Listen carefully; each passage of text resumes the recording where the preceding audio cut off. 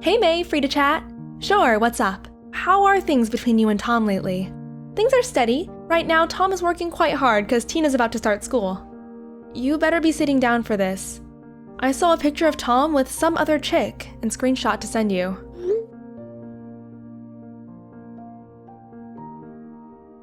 The second I saw that image, it was as if someone slapped me in the face.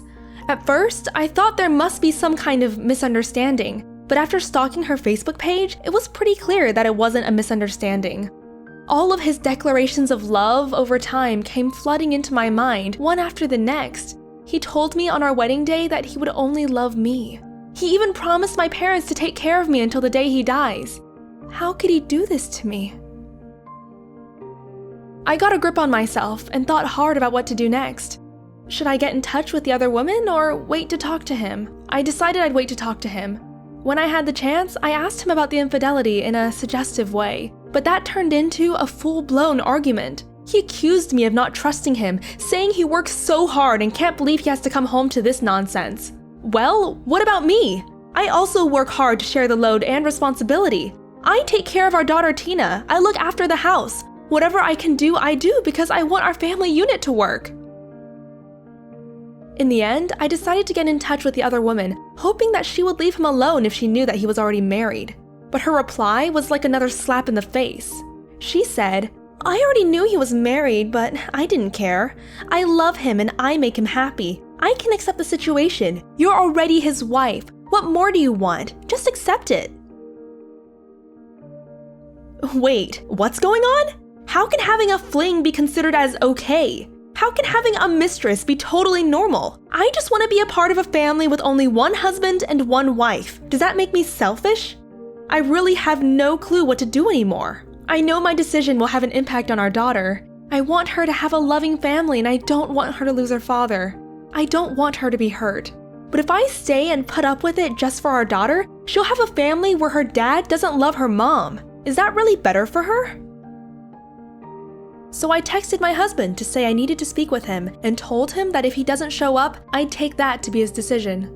After we had our argument yesterday, he disappeared and didn't come home to sleep. It's obvious where he spent the night. Before this, when he would tell me that he was busy and that he would be out a lot, I didn't suspect anything because I trusted him. I believed him.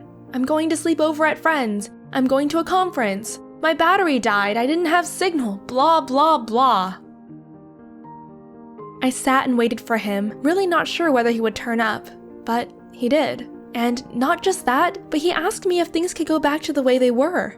He said that he would respect me as his wife and take care of me and our daughter. But then he added that there may be some days where he goes to see her. He told me that he still loves me and that it was perfectly normal in this day and age to have many homes.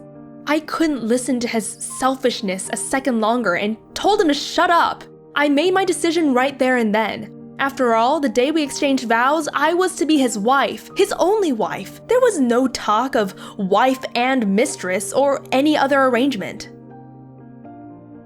Sometime after he left, I got a message on Facebook. I opened the message and it said, "Thank you for letting him go. He told me so long ago already that he was bored with you, but he only put up with you to not lose face, even though you were such a boring wife."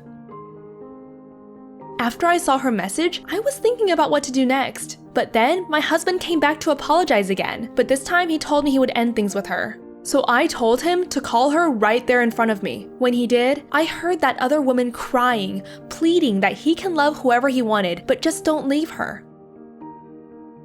I cut her off and told her, "Pull yourself together and grow up. You'll still have so many opportunities to meet someone. Why are you so hung up on a guy who's already married?" Her reply left me speechless. She said, "I'm okay with it." So I told her, "It doesn't matter what you think because I'm not okay with it. My husband chose me and our daughter over you, so leave us alone." I'm really happy these days. I have a warm, loving family together with Tina and my parents. As for my husband, well, ex-husband, I divorced him about 2 months after that incident. He asked me why I'm still leaving him when I forgave him, but even though I can honestly say with my whole heart that I forgave him and don't hold any grudges, I just couldn't forget it. Actually, I knew I wouldn't forget something like this the day I took him back, but I wanted to teach them both a lesson.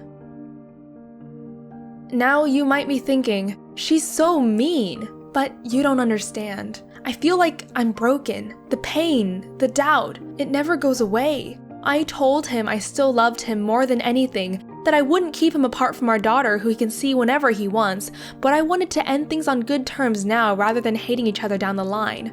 I told him I wouldn't be angry if he met someone else he loved who loved him too, but that he should not do what he did to me to someone else. Some people learn from their mistakes, but some people really just don't get it and somehow get away with things. Each person has a choice, and I've chosen for it to be this way. I think that with time, our daughter will see that having a father around who doesn't love her mother, a father who won't stop cheating even after I took him back, would be much worse than having a mother who assumes the role of both parents. Things are better this way. I don't care what people say or if they think raising a kid on my own is a failure. Actually, I see it as an achievement. I chose to get myself out of something that made me unhappy. I now make my own happiness, and I can fully be there for my daughter. What I've learned is that you can love whoever you want as long as no one is getting hurt in the process. Whether it's a person that you love, someone else, or even yourself.